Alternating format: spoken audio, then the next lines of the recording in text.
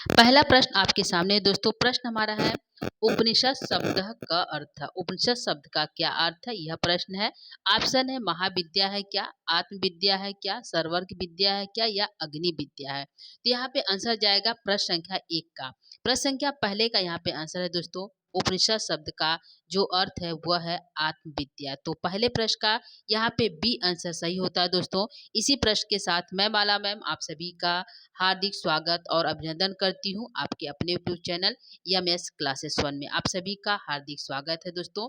आज की प्रश्नोत्तरी हमारा जो कठोपनिषद से है, जो हमारे सिलेबस जो भी परीक्षा होने वाली है एएलटी ग्रेड की, उसके सिलेबस में लगा हुआ कठोपनिषद। तो कठोपनिषद से प्रश्नोत्तरी लेकर उपस्थित हुई है। प्रश्नों की संख्या 68 है और चलते हैं कि 68 प्रश्नों में से देखते हैं कि आप लोग का कितना सही होता है। प्रश्न संख्या पहले की तरफ चलते हैं। प्रश्न संख्या पहला आपके सामने रखते हैं। पहला प्रश्न आपके सामने है दोस्तों, उपनिषद शब्द का क्या अर्थ है। तो आंसर हमारा गया था उपनिषद शब्द का अर्थ यहाँ पे होता है आत्मविद्या। ठीक है, अगला प्रश्न दूसरा प्रश्न लेंगे। दूसरा प्रश्न आपके सामने है। प्रश्न है, ज्ञान कांड इनका क्या विषय, ज्ञान कांड क विषय अस्ति। ज्ञान कांड की क्या विषय है। तो शुल्क यजुर्वेद कहते हैं ज्ञान कांड को क्या, या प्रातिशक्य कहते हैं, उपनिषद कहते हैं, या फिर ब्राह्मण ग्रंथ कहते हैं। क्या कहते हैं ज्ञान कांड को। तो यहाँ पे दूसरे प्रश्न का आंसर लेंगे दोस्तों। दूसरे प्रश्न का आंसर यहाँ पे जाएगा ज्ञान कांड इसका किसका विषय। तो ज्ञान कांड जो है उपनिषद का विषय है। क्या, ज्ञान कांड जो है उपनिषद का विषय है। तो प्रश्न संख्या 2 का यहाँ पे सी वाला आंसर, सी आंसर करेक्ट होता है। आगे चलेंगे प्रश्न संख्या 3 के सामने। तीसरा यहाँ पे सुमेलित करने के लिए सुमेलित करें। तो यहाँ पे 4 ऑप्शन है, चारों ऑप्शन को सुमेलित करना है। पहला है प्राचीन गद्योपनिषद, दूसरा है प्राचीन पद्योपनिषद, तीसरा है उत्तरकालीन गद्योपनिषद, चौथा है अथर्वगोपनिषद। तो यहाँ पे चारों से क्या कौन सा मैच होगा दोस्तों। तो यहाँ पे प्राचीन जो है गद्योपनिषद वह जाएगा हमारा जो है यहाँ पे प्रश्न संख्या जो है तीसरे का। प्रश्न संख्या तीसरे का यहाँ पे प्राचीन गद्योपनिषद जाएगा बृहदारण्यको उपनिषद में, यानी कि दूसरा यहाँ पे हमारा सही होता है। जो है ख यहाँ पे है प्राचीन पद्योपनिषद, यह जाएगा हमारा जो है कठोपनिषद में। किस में जाएगा, कठोपनिषद में। चौथा तीसरा जो है उत्तरकालीन जो है गद्योपनिषद, यह हमारा जाएगा प्रश्नों जो है प्रश्नों उपनिषद में, यानी कि 4 में। और घ वाला जो है अथर्वगोपनिषद, यह हमारा जाएगा मुंडको उपनिषद में। तो यहाँ पे हमारा जो है कौन सा सही है दोस्तों, दूसरा सही है, पहला सही है, चौथा सही है और जो है तीसरा सही। तो ये हमारा ऑप्शन सही होगा 2143। तो यहाँ पे देखते हैं कौन सा हमारा सही होगा। तो 2143 यानी कि आंसर हमारा जाएगा तीसरे का डी आंसर हमारा सही होता है। आगे हम बढ़ेंगे प्रश्न संख्या 4 की तरफ। प्रश्न संख्या 4 है दोस्तों, उपनिषदों का प्रथम भाषांतरण फारसी भाषा में कब हुआ, यानी कि उपनिषद का जो प्रथम भाषा फारसी भाषा में कब हुआ था, भाषा अंतर कब हुआ था। 15वीं सदी में, 16वीं सदी में, 17वीं सदी में, या फिर 18वीं सदी में। कौन सा यहाँ पे सही है दोस्तों। तो प्रश्न संख्या 4 का यहाँ पे आंसर जाएगा कि यहाँ पे 17वीं सदी में जो है उपनिषद का जो है भाषा अंतर फारसी भाषा में हुआ था। तो 17वीं शताब्दी। तो यहाँ पे प्रश्न संख्या 4 का आंसर सी सही होता है 17वीं सदी में। ठीक है, तो प्रश्न संख्या 4 का सी आंसर सही है। आगे हम लेंगे प्रश्न संख्या 5। प्रश्न संख्या 5 यहाँ पे है, जिसके द्वारा ब्रह्म की समीपता निश्चित रूप से प्राप्त हो उसे क्या कहते हैं। तो जिसके द्वारा ब्रह्म की जो समीपता निश्चित रूप से प्राप्त हो उसे क्या कहते हैं। वेद कहते हैं, ब्राह्मण कहते हैं, उपनिषद कहते हैं, या फिर आरण्यक कहते हैं। क्या यहाँ पे सही है। प्रश्न संख्या 5 का आंसर लेंगे दोस्तों। प्रश्न संख्या 5 का यहाँ पे आंसर जाएगा, जिसके द्वारा ब्रह्म की समीपता निश्चित की जाती है वह होगा उपनिषद। क्या है, उपनिषद। तो प्रश्न संख्या 5 का यहाँ पे सी आंसर सही होता है। आगे बढ़ेंगे प्रश्न संख्या 6 की तरफ। प्रश्न संख्या 6 है, भगवान आद्य शंकराचार्य जो है कियति नाम उपनिषदाम भाष्यम कृतवान, यानी भगवान आदि जो शंकराचार्य उन्हें कितने उपनिषद अपने भाष्य में लिखे हैं। तो 7 लिखे हैं क्या, 10 लिखे हैं क्या, 13 लिखे हैं क्या, या फिर 15 लिखे हैं। प्रश्न संख्या 6। प्रश्न संख्या 6 का आंसर यहाँ पे क्या सही होगा दोस्तों। तो प्रश्न संख्या 6 का आंसर यहाँ पे बी की तरफ जाता है। 10 यहाँ पे उन्होंने अपने जो है भाष्य को लिखा है, जो उपनिषद पर 10 भाष्य लिखे हैं आदि शंकराचार्य ने। तो प्रश्न संख्या 6 का यहाँ पे बी आंसर करेक्ट होता है। आगे हम लेंगे प्रश्न संख्या 7 को। प्रश्न संख्या 7 यहाँ पे है, उपनिषद शब्दे क धातु अस्ति। उपनिषद शब्द की कौन सी धातु होती है? तो उपनिषद शब्द में कौन सा धातु, कौन सा प्रत्यय लगा हो दोस्तों? तो जो है सद धातु, गम धातु, पा धातु, पठ धातु, कौन सा धातु लगा है? तो उपनिषद सद धातु और प्रत्यय किप प्रत्यय मिलकर हमारा बनता उपनिषद। क्या बनता? उपसर्ग है, सद धातु है और जो है किप प्रत्यय मिलकर जो है हमारा बना है उपनिषद। तो यहाँ पूछा है कि धातु कौन सी है दोस्तों? तो यहाँ पे हमारा धातु जाएगा सद धातु है। कौन सी है? सद धातु है। तो प्रश्न संख्या 7 का यहाँ पे ए आंसर करेक्ट है। आगे हम चलेंगे प्रश्न संख्या 8 की तरफ। प्रश्न संख्या 8 हमारा यहाँ पे है, वेदानाम अंतिम भाग खाली स्थान इति उच्यते। वेदों का अंतिम भाग क्या कहलाता है? क्या कहलाता है दोस्तों? धर्म कहलाता है क्या?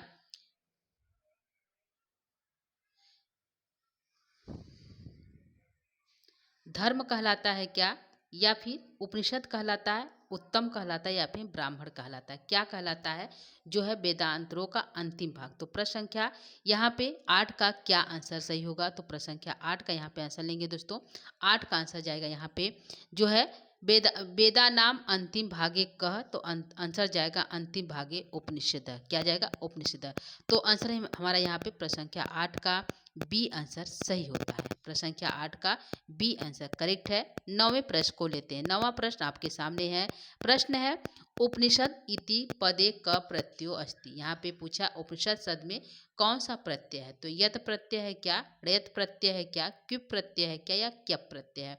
तो कौन सा प्रत्यय बना है, मिला है दोस्तों जिससे उपनिषद बना है?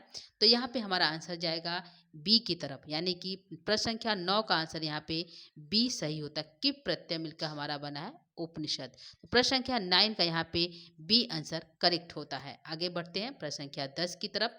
प्रश्न संख्या 10 यहाँ पे है, प्रश्न संख्या 10 है, अध अध अध स्तन युग्मानाम समीचीनाम तालिकाम चिनोती। यहाँ पे तालिका को मिलाना है, कौन सा किस में सही जाता है? तो 4 ऑप्शन है।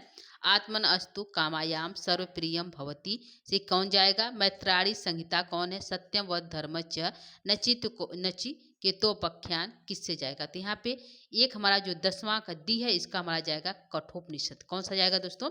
जो 10 का है यहाँ पे हमारा जाएगा कठोपनिषद, जो है द वाला यहाँ पे पहले की तरफ जाता है। किसकी तरफ? पहले की तरफ मैच करा देते हैं। तो हमारा यहाँ आंसर जाएगा नचिकेतोपाख्यान, जो है कठोपनिषद का भाग है। किसका है? कठोपनिषद का भाग है। तो यहाँ पर हमारा पहला यहाँ पे जो है द का पहला सही होता है। देख लेते हैं ऑप्शन में द का कौन सा सही है। तो यहाँ पे द का 2 जगह पहला है, तो एक हम इसमें सही करते हैं, कौन सा हमारा सही होगा 10वें का? तो यहाँ पे हमारा जो है पहले का ए वाला हम सी को लेते हैं। ठीक है, तो यहाँ पे हमारा जाएगा जो है पहले का द है, और जो है आत्मना वस्तु कामना, आत्मना वस्तु कामना किस में जाएगा? जो जो तो यहाँ पे हमारा जाएगा दोस्तों कि जो है बृहदा अरण्यकोपनिषद। किस में जाएगा? बृहदा अरण्यकोपनिषद। तो हमारा आंसर लेते हैं प्रश्न संख्या जो है 10 का। ठीक है, तो प्रश्न संख्या 10 का यहाँ पे आंसर हमारा जाएगा सी की तरफ। 43 और 21 नंबर वाला हमारा सही है, यानी कि पहला का चौथा सही है, दूसरे का तीसरा सही है, तीसरे का दूसरा सही है, और चौथे का पहला सही है। तो यहाँ पे एक बार मिला लेते हैं।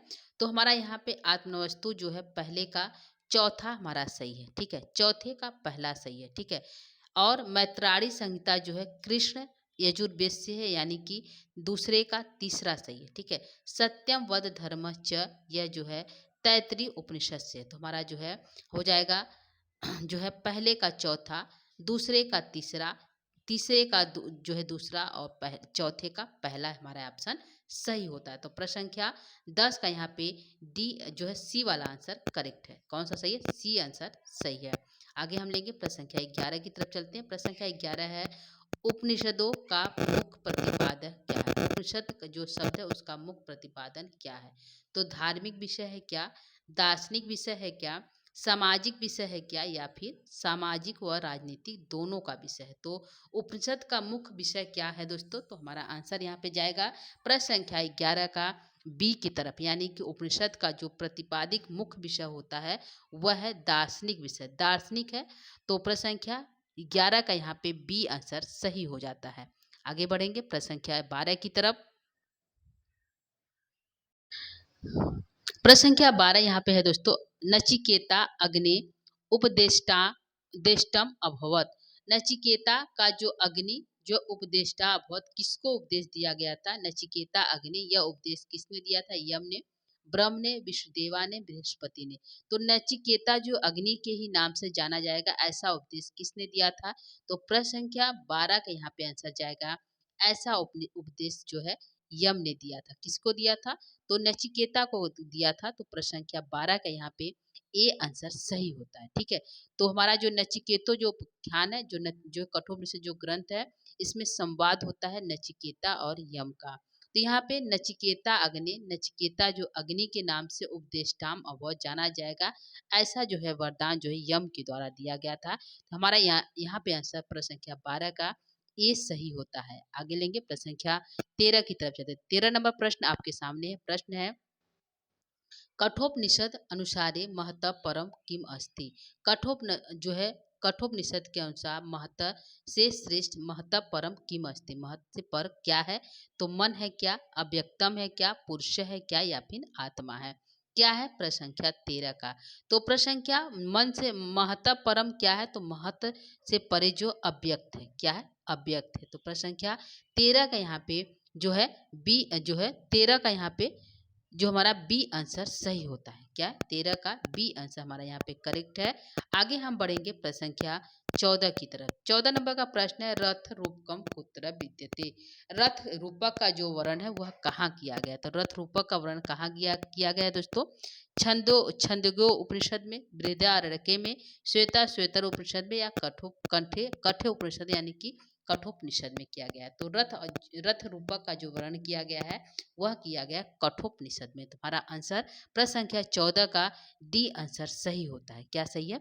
डी आंसर सही है। तो यहाँ पे 14 प्रश्न हो चुके हैं दोस्तों। आगे हम लेंगे प्रश्न संख्या 15 को।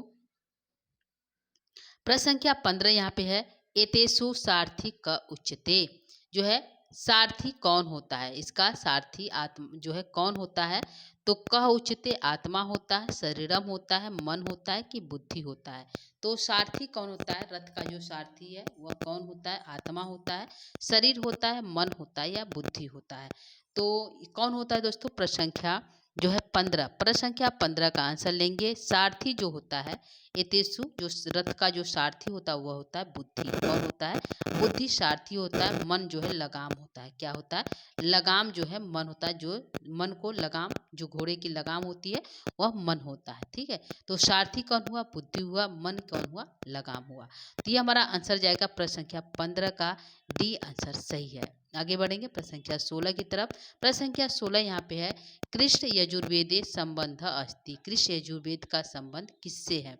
तो किससे है दोस्तों? छांदोग्यो उपनिषद से है, कठोपनिषद से है, ऐतरेयो उपनिषद से है, कि ईशावास्य उपनिषद से? किससे है दोस्तों? प्रश्न संख्या 16 का आंसर, प्रश्न संख्या 16 का आंसर यहाँ पे जाएगा, जो कृष्ण यजुर्वेद का जो संबंध है वह है कठोपनिषद से। तो प्रश्न संख्या 16 का यहाँ पे आंसर बी सही होता है। क्या है? बी यहाँ पे प्रश्न संख्या 16 का यहाँ पे आंसर दोस्तों बी हमारा करेक्ट है। आगे हम बढ़ेंगे प्रश्न संख्या 17 की तरफ। प्रश्न संख्या 17 है, कठोपनिषद किस वेद से संबंधित है? तो कठोपनिषद जो शब्द है वो किस वेद से संबंधित है? ऋग्वेद से है क्या, कृषि यजुर्वेद से है क्या, शुक्ल यजुर्वेद से है क्या, कि अथर्ववेद से? किससे है? जो है कठोपनिषद। तो प्रश्न संख्या 17 का यहाँ पे आंसर जाएगा, कठोपनिषद जो है वह कृषि यजुर्वेद से संबंधित है। तो प्रश्न संख्या 17 का यहाँ पे बी आंसर सही होता है। आगे बढ़ेंगे प्रश्न संख्या जो है 18 की तरफ। प्रश्न संख्या 18 यहाँ पे है दोस्तों, कठोपनिषद नचिकेता द्वितीय वर्ण रूपेण किम लब्धवान। तो कठोपनिषद में जो नचिकेता ने कितने वरदान मांगे थे, यानी कि यम ने नचिकेता के 3 रात जागने पर नचिकेता को 3 वरदान देने को कहा था। तो नचिकेता ने जो है कठोपनिषद में द्वितीय वर्ण के रूप में लब्धमान किसे प्राप्त किया था? 3 वरदान मांगा था नचिकेता ने। यम ने नचिकेता को 3 वरदान मांगने को कहा। तो नचिकेता ने 3 वरदान मांगा। पहले वरदान मांगा वह जो है जो है पिता की प्रसन्नता, दूसरा मांगा अग्नि विद्या, और तीसरा मांगा आत्मविद्या। यहाँ पे प्रश्न हमारा है कि कठोपनिषद नचिकेता जो है द्वितीय वर्ग के रूप में क्या मांगा। तो द्वितीय वर्ग के रूप में नचिकेता ने क्या मांगा दोस्तों, पिता की प्रसन्नता मांगा है क्या, अग्नि विद्या मांगा है क्या, जीवन कौशल को मांगा है कि या फिर आत्मविद्या को मांगा है। तो पहले वरदान के रूप में हमारा यह जो पितु प्रसन्नता हो जाता है दोस्तों। यहाँ पे दूसरा पूछा है तो दूसरा आंसर हमारा यहाँ पे जाएगा प्रश्न संख्या 18 का बी आंसर करेक्ट है, अग्नि विद्या है। यदि तीसरा पूछता तो आत्मविद्या हो जाता। ठीक है, तो प्रश्न संख्या 18 के यहाँ पे बी आंसर करेक्ट है। आगे बढ़ते हैं प्रश्न संख्या 19 की तरफ। प्रश्न संख्या 19 है, नचिकेता और यम के बीच सुप्रसिद्ध संवाद किस उपनिषद में उल्लिखित है। तो नचिकेता और यम के बीच जो संवाद है वह जो है उपनिषद, कौन सा उपनिषद जिसमें उल्लिखित है। तो कठोपनिषद है, केनोपनिषद है, ऐतरेयोपनिषद है या छांदोग्योपनिषद है। तो प्रश्न संख्या 19 का यहाँ पे आंसर क्या सही होगा दोस्तों। तो प्रश्न संख्या 19 का आंसर की तरफ चलते हैं। प्रश्न संख्या 19 का आंसर यहाँ पे ए सही होता है, यानी कि 19 का पहला आंसर करेक्ट है। ठीक है, तो 19 का पहला सही होता है दोस्तों। आगे बढ़ते हैं प्रश्न संख्या 20 की तरफ। प्रश्न संख्या 20 कहता है कि आध्यात्मिक ज्ञान के विषय में नचिकेता और यम के संवाद किस उपनिषद में प्राप्त होता है। तो आध्यात्मिक यानी आत्मा के विषय, ज्ञान के विषय में संवाद होता है नचिकेता और यम के बीच, वह कौन सा उपनिषद है यह पूछा है। तो ऑप्शन है बृहदारण्यकोपनिषद में, छांदोग्योपनिषद में, कठोपनिषद में या केनोपनिषद में। तो प्रश्न संख्या 20 का यहाँ पे आंसर जाएगा सी की तरफ, कठोपनिषद में किया गया। तो प्रश्न संख्या 20 का यहाँ पे सी आंसर सही होता है। आगे बढ़ते हैं 21 प्रश्न की तरफ। प्रश्न संख्या 21 कहता है कठोपनिषद में नचिकेता के पिता ने कौन सा यज्ञ किया था। तो यहाँ पे पूछा नचिकेता के पिता ने यज्ञ किया था, उस यज्ञ के माध्यम से उन्हें क्या प्राप्त होना था, स्वर्ग में आनंद की प्राप्ति करना था।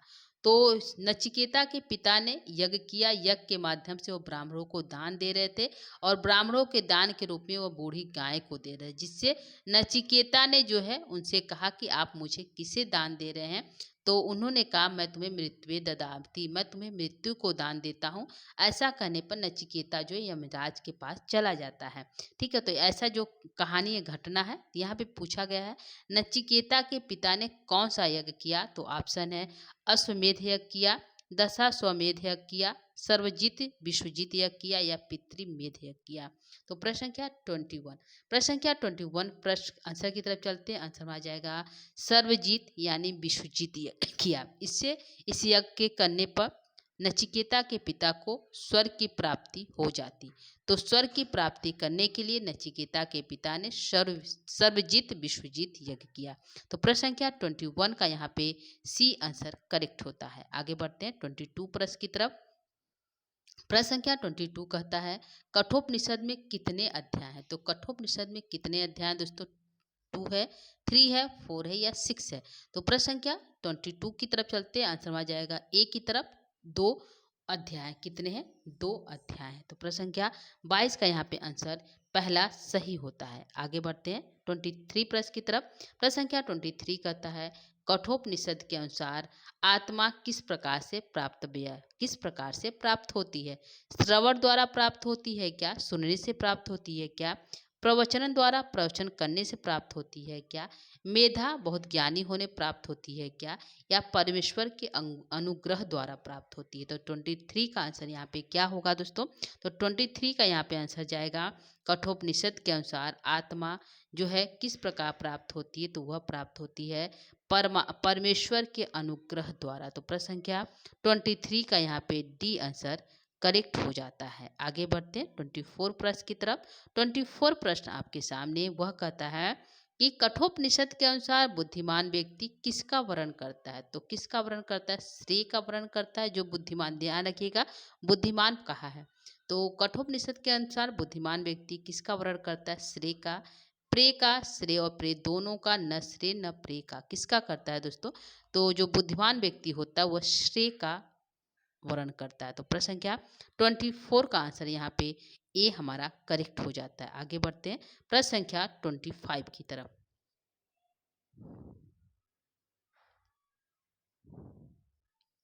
ठीक है, तो 25 प्रश्न कहता है दोस्तों, कठोपनिषद में श्रृंगा का क्या अर्थ है। तो श्रृंगा एक माला था जिसको यम ने प्रसन्न होकर नचिकेता को द्वितीय वरदान के साथ दिया था।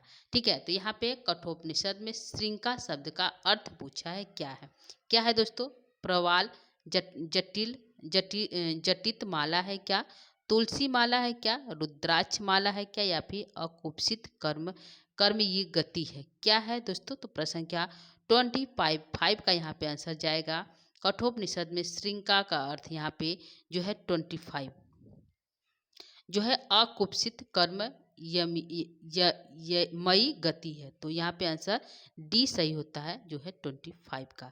तो 25 का डी आंसर करेक्ट है, अकुपसित कर्ममयी गति।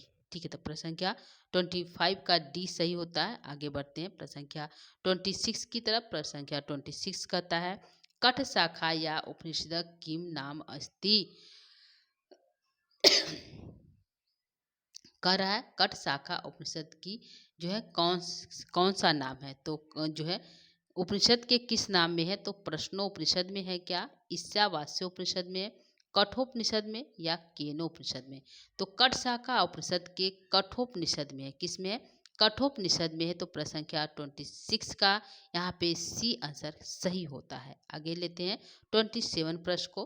प्रश्न संख्या 27 कहता है, कठोपनिषद कस्या शाखाया प्रतिनिधित्व करोति। कठोपनिषद में कौन सी शाखा प्रतिनिधित्व है। तो कठ शाखा है का, जो है राडायनी शाखा है क्या, कैथुम शाखा है क्या, या कार्व शाखा है। कौन सा यहाँ पे शाखा है कठोपनिषद में जो है प्रतिबद्ध है। तो प्रश्न संख्या 27 का यहाँ पे आंसर जाएगा जो है 27 का यहाँ पे आंसर जो है ए की तरफ जाता है। कठोपनिषद का जो शाखा है वह है कठ शाखा। तो 27 का यहाँ पे ए आंसर करेक्ट है। आगे लेंगे प्रश्न संख्या 28 को। प्रश्न संख्या 28 कहता है, नचिकेतोपाख्यानम कस्मिन उपनिषदि प्राप्ते। नचिकेता जो है उपाख्यान है वह किस उपनिषद में प्राप्त होता है। तो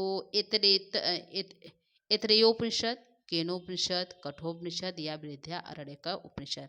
तो प्रश्न संख्या 28 का आंसर लेंगे। प्रश्न संख्या 28 का आंसर जाएगा सी की तरफ, कठोपनिषद है। तो प्रश्न संख्या जो है 28 का सी आंसर करेक्ट होता है। आगे लेंगे प्रश्न संख्या 29 को। प्रश्न संख्या 29 कहता है कि नचिकेतस पिता कस्मै तम प्रादात। नचिकेता के जो पिता है किसे दान देते हैं। जो है संभवे को, विश्रवे को, मृत्यवे को, या फिर वरुणाय को। किसको दान देते हैं दोस्तों। तो नचिकेता को जो है पिता वह मृत्युवे ददामी, मृत्यु को दान देते हैं। किसको, मृत्यु को दान देते हैं। तो प्रश्न संख्या 29 का यहाँ पे सी आंसर करेक्ट है। आगे लेंगे प्रश्न संख्या 30 प्रश्न को। प्रश्न संख्या 30 कहता है, कठोपनिषद अनुसारे प्राणेर संभवती। कठोपनिषद जो है कठोपनिषद के अनुसार जो है प्राण किसमें समाहित है। तो अदिति में, आत्मा में, बुद्धि या मन। जो है प्राण किसे कहते हैं, किसमें संभवती, किसमें संभव है। तो प्रश्न संख्या 30 का आंसर यहाँ पे जाएगा ए की तरफ, अदिति में। इसमें प्राय संभवती तो अदिति। तो प्रश्न संख्या जो है 30 का यहाँ पे ए आंसर सही होता है। आगे बढ़ेंगे प्रश्न संख्या 31 की तरफ। प्रश्न संख्या 31 कहता है, मन से अधिक गति वाला कौन है। यानी मन से भी अधिक गति किसकी होती है, परमेश्वर की, वायु की, अग्नि की, या फिर देवता की। तो 31 प्रश्न यहाँ पे कहता है कि मन से अधिक गति वाला है वह है परमेश्वर। तो प्रश्न संख्या 31 का यहाँ पे ए आंसर सही होता है। आगे बढ़ते हैं प्रश्न संख्या 32 की तरफ। प्रश्न संख्या 32 कहता है, कठोपनिषद नचिकेतसाम किम प्राप्त। कठोपनिषद में नचिकेता क्या प्राप्त करता है। हिरण्यादिकम, वरवस्त्रयम, स्त्री रत्नम, या पुत्र परिजनादिकम। तो क्या प्राप्त करता है। तो यहाँ पे नचिकेता प्राप्त करता है वस्त्र, वरत्रयम, 3 वरदान प्राप्त करता है। क्या करता है, 3 वरदान प्राप्त करता है। किससे प्राप्त करता है, तो यम से प्राप्त करता है। तो प्रश्न संख्या 32 का यहाँ पे आंसर बी हमारा सही है। आगे लेते हैं प्रश्न संख्या हमारा जाएगा जो है 33 की तरफ। प्रश्न संख्या 33 कहता है, एमेन श्रेय प्रेय विवेचनम कस्याम उपनिषदि विद्यते। यह जो है श्रेय और यम जो है श्रेय और प्रेम के विषय में उपनिषद में क्या विद्यमान है, किस उपनिषद में विद्यमान है श्रेय और प्रेय के विषय में। तो बृहदारण्यक, छंदोग्योपनिषद, ईशावास्य या फिर कठोपनिषद। तो श्रेय और प्रेय के विषय में यह जो वर्ण है वह है कठोपनिषद में। किसमें दोस्तों? कठोपनिषद में वर्ण है जो है श्रेय और प्रेम का विवेचन किस उपनिषद में है? तो आंसर हमारा जाएगा डी की तरफ। प्रश्न संख्या 33 का आंसर यहाँ पे हमारा डी सही होता है। अगला प्रश्न है 34, कहता है इंद्रियभ्य पराहार हार्थाम अर्थभ्यस्य परम मनः इत्यसो वर्तते। यहाँ पे प्रश्न संख्या 34 कहता है इंद्रियभ्य, इंद्र से भी परा क्या है और हारिया है और अर्थ से भी परा मन है, तो इत्यसो वर्तते। तो मन से बड़ा क्या है? यह जो है इत्यसो वर्तते, यह किस उपनिषद में वर्णन किया गया है? तो यह वर्णन किया गया है अग्नि सूक्ते, ईशावास्यो, कठोपनिषद या प्रजापति सूक्त। तो प्रसंख्या इंद्र के और से बड़ा, अर्थ से भी बड़ा, मन से भी बड़ा क्या है? तो यह जो है हमारा कठोपनिषद में वर्णन किया गया है। तो प्रसंख्या 34 का यहाँ पे आंसर जो है सी सही होता है। तो 34 का आंसर यहाँ पे सी करेक्ट है। आगे बढ़ते हैं प्रसंख्या 35 की तरफ। तो आज का प्रश्न हमारा अंतिम लेंगे 35 प्रश्न को। आगे जो है हमारा कुल 64 प्रश्न है। कितने हैं? 68 प्रश्न है, 35 हो गया। तो हमारे जो है 33 प्रश्न रह जाते, इसको हम जो है अगली कक्षा में देंगे दोस्तों। तो 35 प्रश्न को आज यहाँ पे लेते हैं। 35 प्रश्न यहाँ पे है उत्तिष्ठ जागृत के पाठ वाला ग्रंथ है। तो उत्तिष्ठ जागृत वरम प्राप्त। तो यह जो सुक्ति है यह कहाँ प्राप्त होता है? तो यह प्राप्त होता है मुंडकोपनिषद, प्रश्नोपनिषद, कठोपनिषद या छांदोग्य उपनिषद। यह प्राप्त हमारा होता है जो है कठोपनिषद में। तो प्रश्न संख्या 35 का आंसर यहाँ पे सी सही होता है। तो यह हमारा रहा आज का प्रश्नोत्तरी कठोपनिषद से, जिसमें हमने 35 प्रश्न को आपके सामने रखा। यह प्रश्नोत्तरी जो है हमारे ELT सिलेबस में लगा हुआ है कठोपनिषद, और यह प्रश्नोत्तरी हमारा जो है प्रश्नांजलि जो हमारा बुक है, जो सर का बुक है प्रश्नांजलि जो बुक है वहाँ से लिया गया है। ठीक है, तो जो है प्रश्नांजलि जो बुक है ELT की, वहाँ से यह प्रश्नोत्तरी ली गई है दोस्तों। तो उम्मीद करती हूँ यह प्रश्न आप लोग को अच्छा लगा होगा। तो आज के लिए इतना ही। जो है आगे की प्रश्नोत्तरी यानी कि जो हमारा 68 प्रश्न है, आगे की प्रश्नोत्तरी हम जो है अगली कक्षा में लेकर उपस्थित होते हैं। तब तक के लिए दोस्तों आज के लिए इतना ही। नमो नमः, नमः संस्कृता, धन्यवाद, थैंक यू।